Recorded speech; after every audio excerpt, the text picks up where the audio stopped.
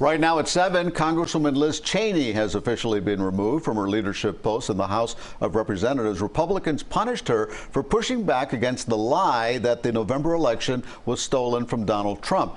It was a private vote, and our local GOP representatives seem to be trying to move on from it as quickly as possible. Behind closed doors, House Republicans used a voice vote to remove Wyoming Congresswoman Liz Cheney from her leadership post. Do you feel betrayed by today's vote?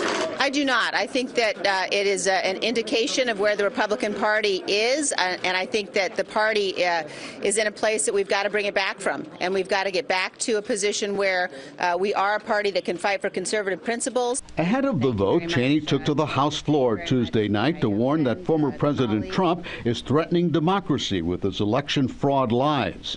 Remaining silent and ignoring the lie emboldens the liar. I will not participate in that. Cheney had survived a previous attempt to oust her from her role as conference chair back in February after she voted to impeach Mr. Trump on a charge of inciting the January 6 Capitol attack. House GOP leader Kevin McCarthy had defended Cheney back then. Today, he advanced a vote for her removal and dismissed notions that Cheney's likely successor, New York Congresswoman Elise Stefanik, still believes Mr. Trump won the election. I don't think anybody is questioning the legitimacy of the presidential election. I think that is all over with.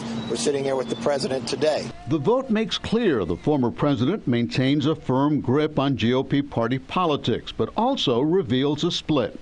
I will do everything I can to ensure that the former president never again gets anywhere near the Oval Office. South Florida Republican members of Congress aren't saying much right now. For example, we specifically asked Mario Diaz-Balart how he voted, and his office responded with a list of problems in the U.S. and around the world and implied they were all President Biden's fault.